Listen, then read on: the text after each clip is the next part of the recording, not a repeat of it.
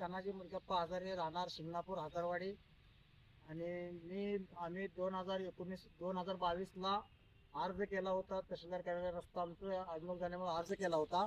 आणि अर्ज केला असता आम्हाला ते 2025ला पाहणी करून आणि स्थळ पाहणी करून 2026ला त्यांनी निकाल अमान्य केला आहे.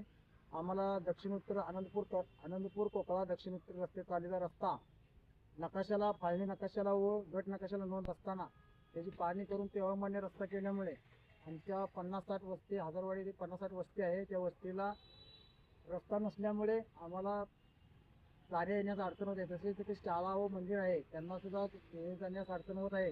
आम्ही आता सध्या एका शेतकऱ्याच्या जबरदस्ती रानातून सध्या ये जा करत आहे. त्या शेतकऱ्याला जर निकाल अमान्य कळला तर तोही रस्ता अडला तर आमची दूध डेअरी असून सुद्धा आम्हाला रस्ता नाही.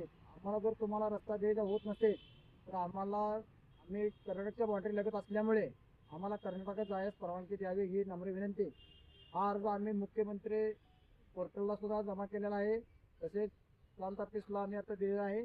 आणि उद्या चंद्रकांत दादा येत आहेत, त्यांनाही उद्या अर्ज आम्ही देणार आहे.